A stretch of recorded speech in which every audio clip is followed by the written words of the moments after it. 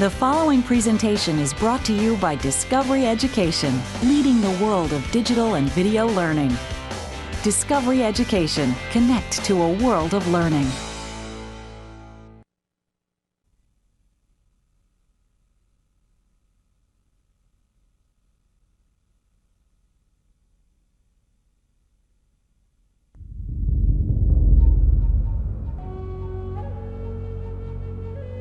"500 years ago, North America was home to millions of native peoples.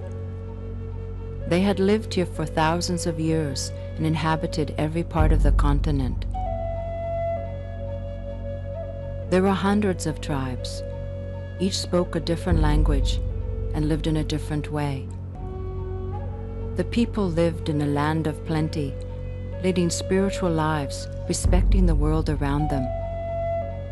They had lived this way for countless generations, and there was very little reason for them to think that their lives would ever change. Then in 1492, an Italian explorer by the name of Christopher Columbus set foot in the New World. He thought he had discovered a new route to India and mistakenly referred to the native people he encountered as Indians.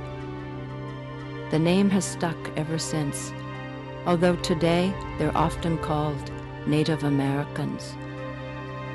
While Columbus is celebrated as a great explorer, he came to the New World to find gold and other wealth. He forced the Indians to work as slaves, and when they did not cooperate, they were often tortured and killed. Columbus was followed by Spanish conquerors who led armies through the southeast and the southwest in search of gold. The Spanish treated the Indians ruthlessly and used murder, torture, and terror to get what they wanted. The Spanish had little desire to remain in the New World, but with the English, it was different. They wanted to stay here. The first permanent English colony was established at Jamestown in what is now the state of Virginia in 1607. It wasn't long until the entire eastern seaboard was dotted with English colonies. At first, many Indians embraced the new settlers as friends and even helped them through difficult times. But as the number of settlers increased, so did conflicts. Hungry for land, the new Americans felt the Indians had to be moved aside in the name of progress. The Indians resisted. What followed was a 400-year conflict that began in the east and spread like wildfire across the entire continent. By the time the conflict ended in the late 1800s, many tribes were wiped out of existence. The remaining were greatly diminished. Before the arrival of Columbus, native peoples inhabited all of North America. But as the United States expanded, Indian land diminished. Sometimes it was lost in wars, but mostly it was stolen outright through deception and trickery. By 1892, Indian land had been reduced to a few relatively small plots called reservations, upon which Indians were forced to live. In a few years, our nation, from being a great people, are now reduced to a handful. We once possessed land almost to the seashore, who were once masters of this whole country, have hardly enough ground to stand on. Greatly outnumbered, beaten down, and starving, the remaining Indians had no other choice but to resign themselves to a dismal and disheartening life as dependents of the government, relying on it for nearly every need. On most reservations, issue day came twice a month. This was when food, old clothing, and supplies were distributed to the Indians. Unfortunately, the Indians seldom got all to which they were entitled. Some government agents in charge of handing out money and supplies stole them instead. The white agents were cheating us. They broke their treaties. They did not give us what they promised.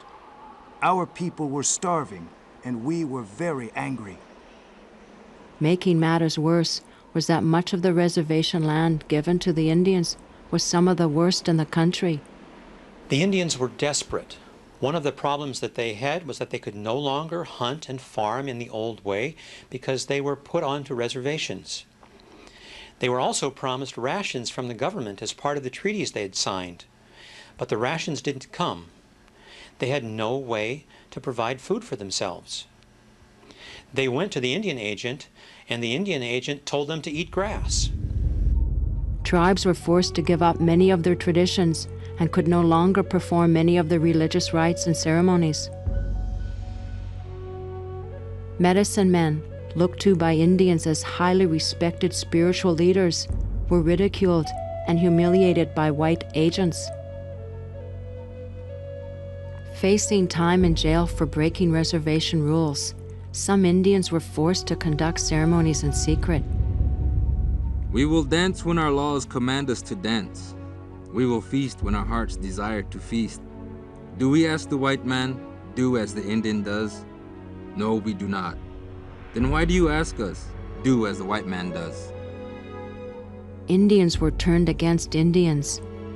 Reservation police were recruited from the Indians themselves and were sometimes more harsh than the white agents who hired them. Many Indians regarded reservation police as traitors. Indian children were separated from their families and were forced to attend strict boarding schools where they learned reading, writing, and arithmetic, as well as a variety of domestic skills and crafts. The purpose of these schools was not only to teach, but to crush the Indian inside each child, to make them like whites. The boarding schools were established to eliminate American Indian culture, to assimilate, to make us good brown white people. They were taken far away from their homes, from family, and put into an environment where they didn't see family for years in some instances.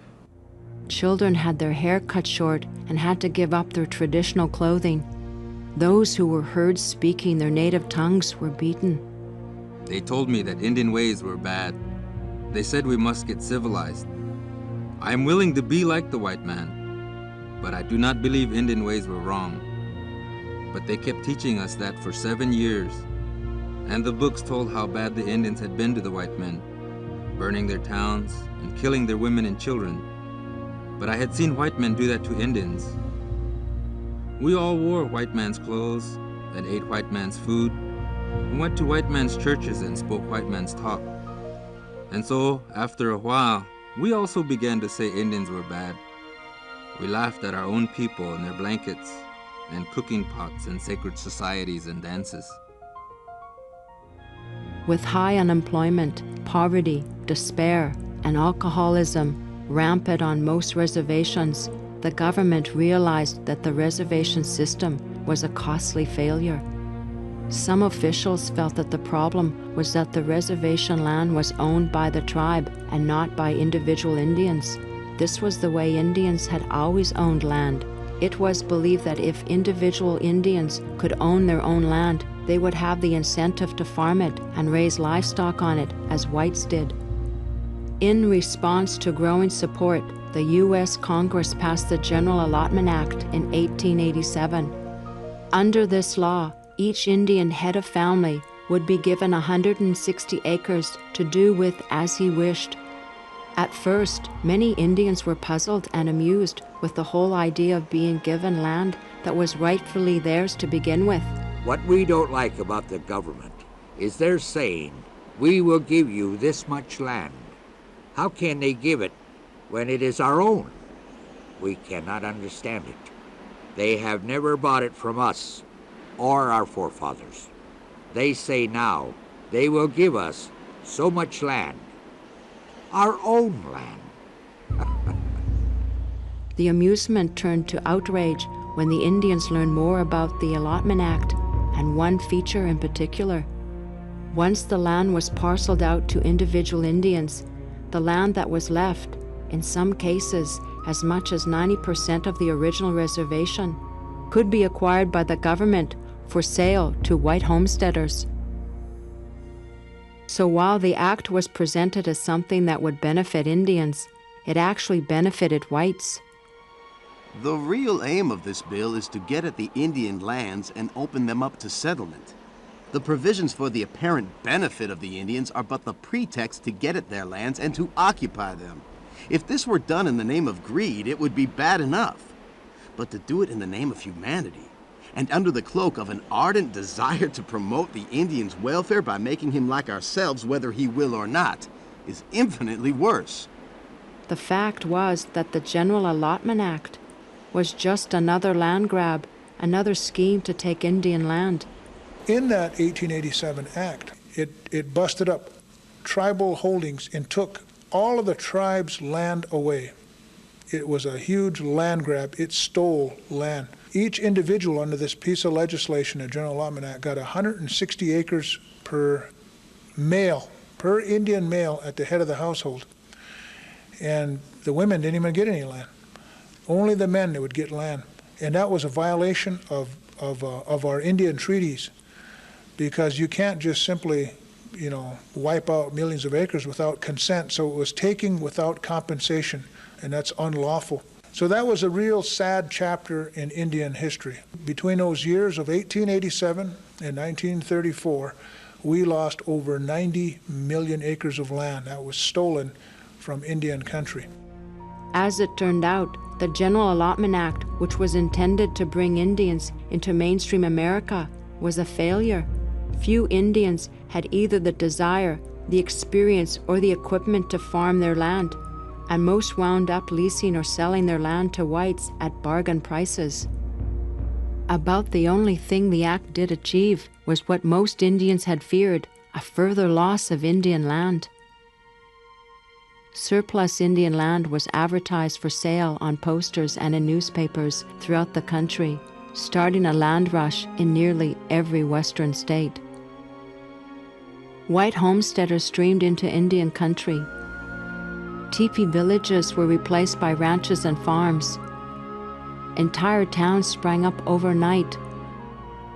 The West was completely transformed in just a few decades. In states like South Dakota, the General Allotment Act and others like it helped contribute to a steady erosion of Indian land, so that by the early 1900s, the once vast reservations that spanned the entire state were reduced to a patchwork quilt of small, isolated reservations. The Indians were caught between two worlds. They didn't have enough land to continue living in the old ways, and they didn't have the education or training to pursue lives elsewhere. In the 1950s, the government encouraged Native Americans to leave the poverty of reservation life and relocate to the nation's cities, where they would receive 1 month's training and a good job. The relocation program was an effort on the part of the government to move Indians into urban areas and off of their reservations.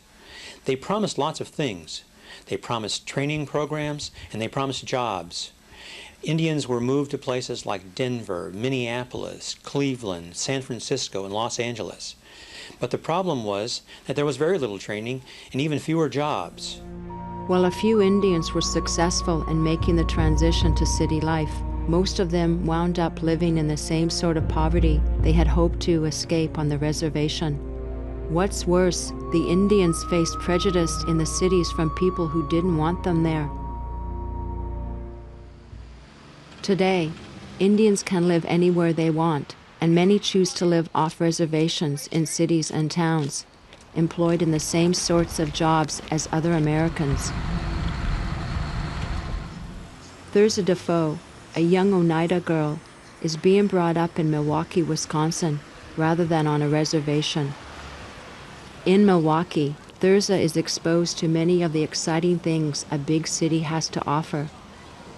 While there are thousands of children like Thurza who live off the reservation, there are thousands whose parents have chosen to remain there. Today, more than 500,000 Indians live on reservations located throughout the United States. Life here is much better than it used to be, and in some ways is similar to life anywhere else. Indians drive cars and live in modern dwellings like other Americans. They dress in modern clothing. They shop in stores. They go to movies. Many attend Christian churches. Indian children go to schools that look like schools anywhere and study the same kinds of subjects. They play the same sorts of games and enjoy the same things as other American children. While reservation life is a lot like life anywhere else, there are some big differences. Unemployment is still very high. On some reservations, 4 out of 5 people are out of work, and because of it, poverty is widespread. Some Indians, like these along the northwest coast, are fortunate to find seasonal employment in the fishing industry. This work pays a lot, but it's dangerous and only lasts for a few weeks in the summer, when the ocean salmon return to their spawning grounds. Some Native Americans are able to make modest incomes by making a variety of crafts that are sold to tourists. In the upper Great Lakes, Indians strip the bark from birch trees, which can be used to make a variety of items that can be sold in gift shops. On the plains, Indians are known for their work in porcupine quill work, which consists of wrapping dyed porcupine quills around sections of deer hide to create colorful items like these wrist cuffs and barrettes. Some plains men use pipestone to carve pipe bowls that are similar in style to bowls that have been carved for hundreds of years. Haida carvers of the northwest coast can earn thousands of dollars for beautiful sculptures carved out of argillite, a black stone found in their area. This is the sculpture of a raven. Other northwest coast tribes are famous for their carvings in wood, like this shaman's rattle. It is similar to those that have been carved for countless generations. In the southwest, the Navajo are known for their fine silver work and for their woven rugs, which are prized throughout the world. And some Indian artists have taken beadwork to new artistic levels. But only a relatively few Indians have the necessary skill and talent to make a living out of crafts, and unemployment remains very high. Much of Indian unemployment is due to the fact that most reservations are located far from places where businesses want to be. That's why some Indians are starting up their own. This sawmill along the northwest coast is native-owned and native-run. It provides dozens of needed jobs to Indians in this area. Timber harvested here is used to build homes throughout the world. This small cannery and smokehouse is another native-run business that employs native people. Smoked salmon from the northwest coast is considered a delicacy by many. And this small furniture company in New Mexico is owned and operated by Zuni Indians. All of its furniture is accented with beautiful Zuni designs and colors that have long been associated with the Zuni people. Indian-run businesses like this, while they don't employ a lot of people, are important to those who are. Unfortunately, these businesses are few and far between. In recent years, many tribes have opened gambling casinos in order to create jobs and bring in additional income. Many Indians support casinos because of the money they bring in. It is true, Indian gaming has brought a lot of money into Indian country. It's brought about $14 billion in Indian country. But another huge contribution, beside not only finances, is that the jobs that these casinos bring. The jobs nationwide is 500,000 jobs. And majority of those jobs are Indian country. Indian people are employed. But a few Indians don't favor casinos because they believe gambling brings crime to the reservation and can lead to gambling addiction among their own people. Yet few can argue about the good that casinos bring. People can say what they want about these casinos, but if you were to go on a reservation 20 years ago, or even 10 years ago, And you go on to some of those same reservations now, you see the difference in housing, in health care, in schools, in the roads, and boy, I tell you, it's real hard to say that the casinos are a bad thing for Indian people. In spite of the success of casinos, only a relatively few tribes, mostly those living near large cities and tourist areas, have actually profited from them. Most reservations are located far from cities, and for the Indians living here, the vast majority of all Indians, unemployment and poverty continue to be major problems. Another problem on reservations is the shame that comes from having lost so much. There's a realization that, hey, we lost a lot. We lost a lot of people. We lost a lot of resources. We're living on the bottom of the economic ladder. Our lifespan is the lowest of all racial or ethnic groups in the country. And when you live within that, when you see people that you love dying at an early age, at an alarming rate, when you see alcoholism and other abuses all around you, when you see people dropping out of school and never returning, trust me, there is some shame in that. But I don't know that it's any more than anybody else that lives in an impoverished community. Some believe the shame felt by Indian children can also be attributed to the lingering effects of the boarding schools that attempted to eradicate the Indian culture. Their culture was taken away from them, and they were beaten if they spoke their language or their hair was cut, and they came out of that school not knowing who they were. They weren't white, they weren't Indian, they're not supposed to be Indian. They passed this on to the next generation, who then in turn passed it on to the next generation after that. So now we have children who don't know who they are. Finally, some believe there is shame because of the way Indians used to be portrayed in movies and in television as warlike savages. We carry a shame or a guilt with us unknowingly because of the way that we have been portrayed, by the way some people have looked down on us or treated us. The only Indian that don't lie is a dead one. Dirty, mean, ignorant, slinking, red-skinned skunks. Sneaking Indian swine. Because of the shame, there is a lot of focus on reservations to make Indians more proud of their heritage. That's one of the big movements in Indian country. A lot of programs, a lot of adults are really striving to make sure that Native kids first of all, aren't ashamed of who they are.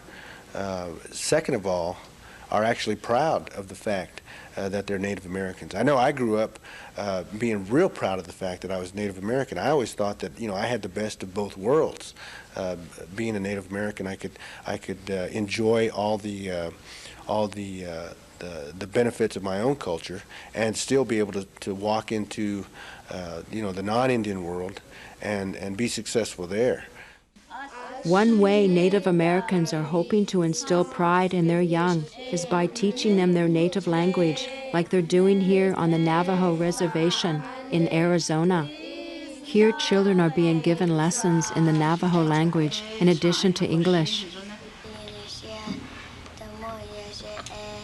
In the past, many Navajo were brought up believing that there was something wrong with speaking their own language. Today, they are learning that their language is something that they should take pride in. At Spirit of the Forest on Cass Lake Reservation in Minnesota, local craftspeople and artisans are brought in to introduce Native children to some of the customs, crafts, and traditions of their ancestors. Our children need direction. They need a connection with the earth, with their ancestors. They need to learn what our ancestors did to survive, the intelligence and the wisdom and the knowledge it took just to make it through a winter, or what plants to eat, what plants not to eat, how to build a shelter, weapons. It is hoped that by learning about the rich traditions of their ancestors, the children of today will gain a new sense of pride in what it means to be Native American. That's part of the reason why some tribes continue to perform traditional dancing, like they're doing here at the Nambi Pueblo in New Mexico. And here, along the northwest coast in northern British Columbia. Songs and dances generally have a common theme, and that is respect. Respect for the land we live on, respect for the animals who live with us, respect for one another, and most importantly, respect for ourselves. So this is why I think it's important. It also gives us a sense of self-esteem, a high self-esteem, because we know who we are, we know where we're coming from, and from that point, we know where we're going. So while Indians of today lead mostly modern lives, the old ways have not been forgotten. Some Indians still hunt wild game, not with bows and arrows, but with rifles and shotguns. Tribes around the Great Lakes gather wild rice in pretty much the same way they've been doing it for countless generations. They continue to use gill nets to fish the many lakes and bays. They go night spearing, just as their ancestors, not in birch bark canoes, but in motorboats. Tribes along the northwest coast still fish using long-handled poles with hooks called gaffs, positioning themselves on the same cliffs and rocks as their ancestors. Some Indians still purify themselves in the smoke of burning sage. And some continue to participate in sweat lodge ceremonies where they purify themselves in hot steam in a canvas-covered lodge. Totem poles are still being carved and erected at many Indian villages along the northwest coast. Some Pueblo Indians still choose to live in the Pueblo dwellings of their ancestors without electricity or running water.